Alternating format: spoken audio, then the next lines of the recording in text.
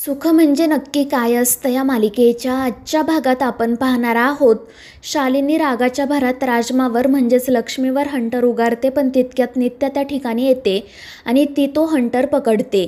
शालिनी रागातच तिला हंटर सोडायला सांगते, मात्र नित्या तिच्यापेक्षा मोठ्या आवाजात ओरडत म्हणते की आधी तुम्ही सोडा आणि त्यामुळे शालिनी चिडते. ती नित्याला विचारते की तुझी हिंमत कशी झाली माझ्यावर आवाज चढवायची.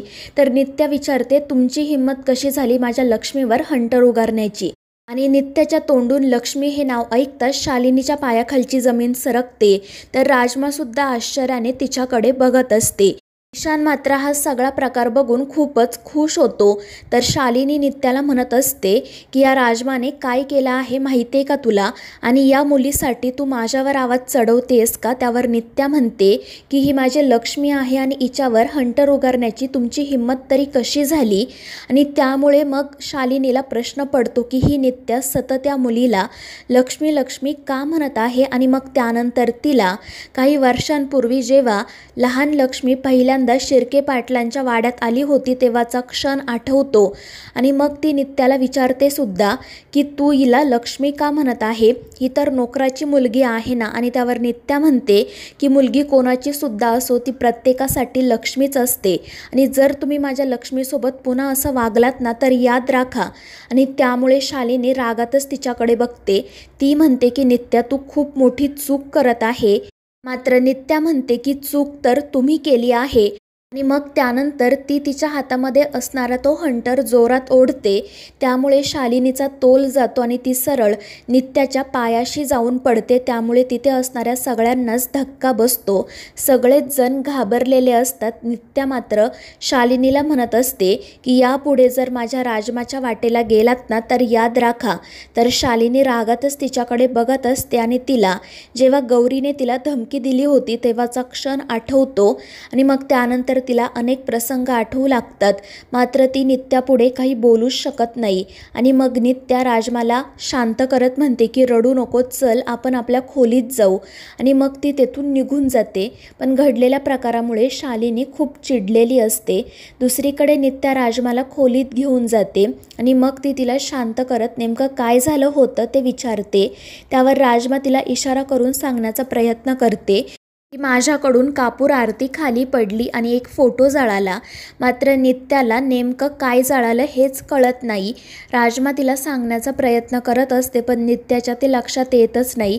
ती म्हणते की राजमा ते सगळं जाऊ दे, पण मला एक सांग, तू त्या शालिनी मॅडमला बघून एवढी का घाबरते, त्या समोर आल्यानंतर तू एवढी डिस्टर्ब का होते. मात्र त्यावर राजमाला काय उत्तर द्यावं तेच कळत नाही. तिला सगळे जुने प्रसंग आठवत असतात.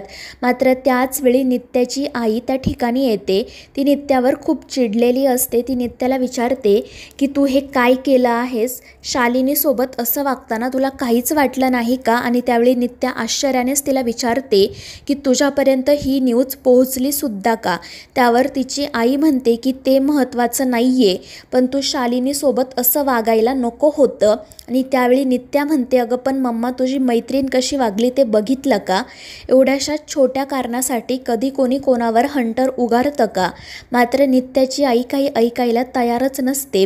ती नित्याला सांगते की आता काही झालं तरी तू त्या शालिनीची माफी मागणार आहे. पण नित्या स्पष्टपणे नकार देते. ती म्हणते की हे अशक्य आहे, मी तिची माफी मागणार नाही कारण चूक तिची आहे. पण नित्याची आई म्हणते की लहान तू आहे त्यामुळे माफी तुलाच मागावी लागेल. आणि मग त्यानंतर ती रागातच तेथून निघून जाते. तर नित्या राजमाला विचारत असते की मी त्या शालिनीची माफी का मागू. तर दुसरीकडे लवली शेखर दाजींसोबत आणि माईंसोबत गप्पा मारत बसलेला असतो. माई त्याला शालिनीबद्दल सांगत असतात. त्या म्हणत असतात की त्यावेळी तिने गौरीपुढे चांगुलपणाचं नाटक केलं. आम्हाला सगळ्यांनाच असं वाटलं की घरची थोरली सून सुधारली आहे. आम्ही सगळेजण खूप आनंदात होतो. कधी तिने घराला वाचवून तर कधी मी सगळं काही विसरले आहे असं दाखवून आमचा विश्वास संपादन केला. मात्र त्या बाईच्या मनात वेगळंच काहीतरी सुरू होतं. आणि मग त्यानंतर तिने एक दिवस संधी साधून सगळ्या शिर्के पाटलांनाच संपवलं. आणि ते सगळं काही ऐकून लवली तर खूपच घाबरतो. त्याला शालिनीचीच भीती वाटू लागते. तर दुसरीकडे शालिनी खूप चिडलेली असते. ती तिचं रूममधील सामान इकडे तिकडे फेकून देत असते. तर तिच्यासोबत असणारा तो माणूस तिला शांत करण्याचा प्रयत्न करत असतो, पण शालिनी काही ऐकत नाही. ती म्हणते की त्या नित्याची हिंमत कशी झाली माझ्यावर आवाज चढवून बोलण्याची, आणि ते सुद्धा त्या दीड दमडीच्या मुलीसाठी. ती तिच्यासाठी माझ्यावर ओरडली, तिने तिच्यासाठी सगळ्यांसमोर माझा अपमान केला. त्यावर तो माणूस शालिनीला समजवण्याचा प्रयत्न करतो, मात्र शालिनी ऐकत नाही. ती म्हणते की या नित्याने खूप मोठी चूक केली आहे आणि आता मी तिला सोडणार नाही, तिला याची शिक्षा भोगावीच लागेल. तर दुसरीकडे अधिराज त्या ठिकाणी आलेला असतो आणि त्याला बघून ईशान खुश होतो. तो मनाशी म्हणत असतो की इथे जे काही घडले ते याला माहीत नसणार, आता मी यालासुद्धा सगळं काही सांगतो. आणि शालिनी आणि नित्यामध्ये जो वादाचा भडका उडाला आहे त्यात हे अधिराज नावाचं तेल टाकतो आणि मग तो नाटक करतच अधिराज समोर जातो आणि त्याच्यापुढे हात जोडत म्हणतो की अधिराज, आता तू प्लीज इथे कोणताही तमाशा करू नको, जे झालं गेलं ते विसरून जा. आणि त्यामुळे अधिराज त्याला विचारतो की हे काय बोलतोयस तू, नक्की काय झालंय? आणि त्यावेळी मग ईशान नाटक करत म्हणतो की अरे बापरे, म्हणजे तुला काहीच माहिती नव्हतं का? सॉरी मला माफ कर, मी तुला काही सांगितलं नाही आणि तू काही ऐकलं नाही असं समज. आणि तो पटकन तेथून जाण्याचा प्रयत्न करतो, पण अधिराज त्याला थांबवतो.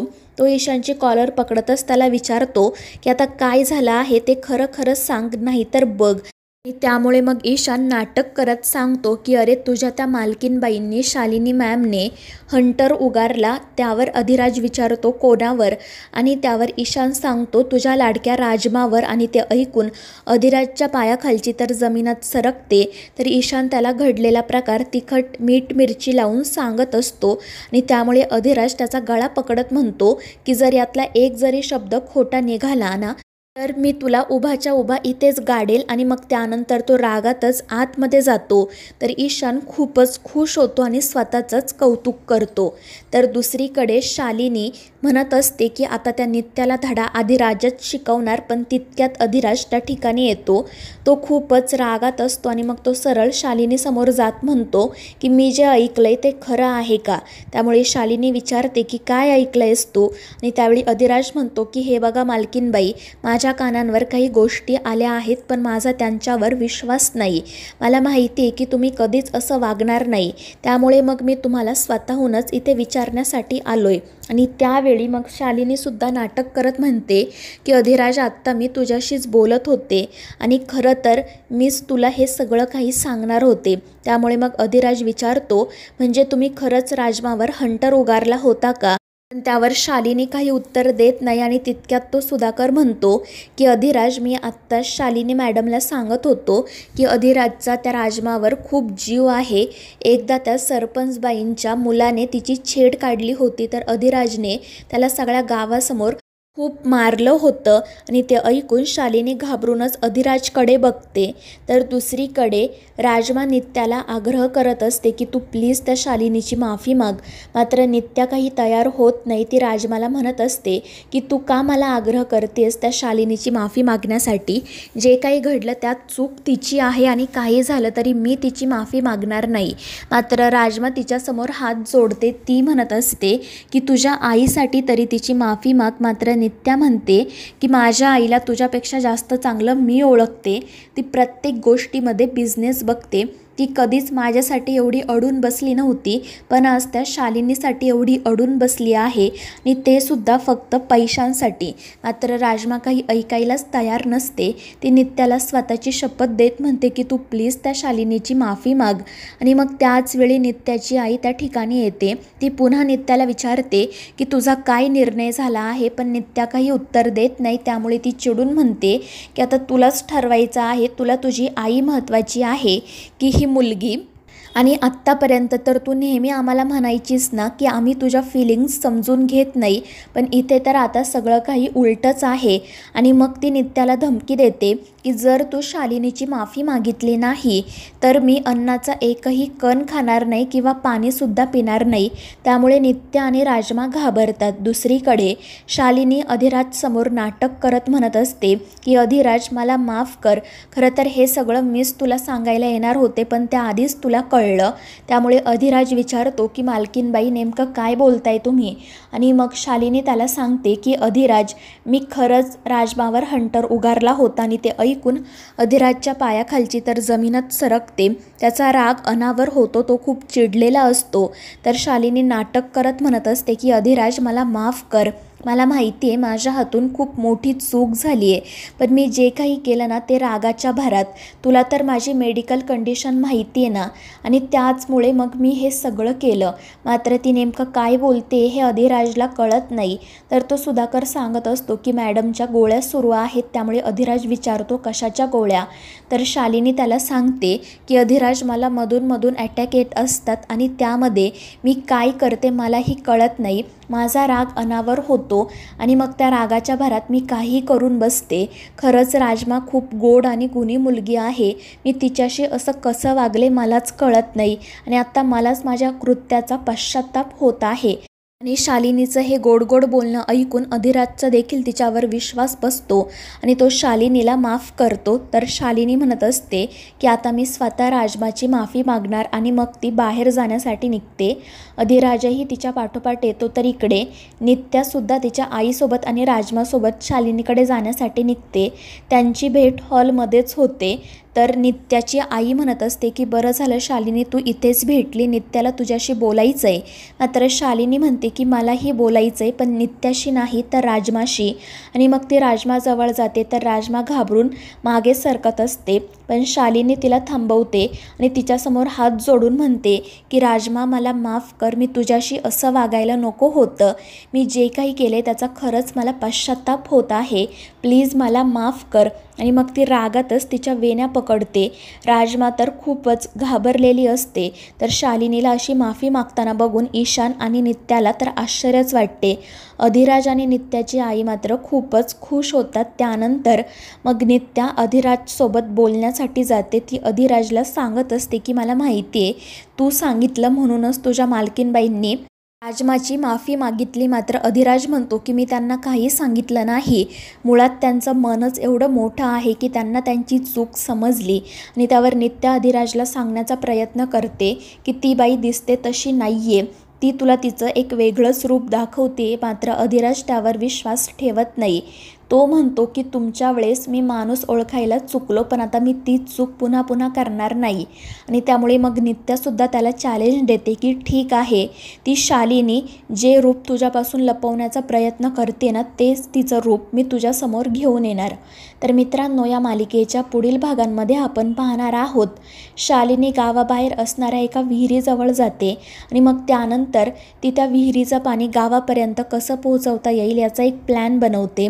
त्यामध्ये ती अधिराजला आणि नित्याला हे सामील करून घेते आणि मग नित्याला काही गोष्टींची पाहणी करण्यासाठी त्या ठिकाणी पाठवते. तिला नित्याला पाण्यात बुडवून मारायचं असतं आणि मग त्यानंतर ती त्या विहिरीमध्ये एक मोरपीसही टाकते, जेणेकरून तो मोरपीस बघून नित्याने पाण्यात उडी मारावी. तर मित्रांनो, या मालिकेच्या पुढील भागांच्या अपडेट्ससाठी आपल्या चॅनेलला सबस्क्राईब करा.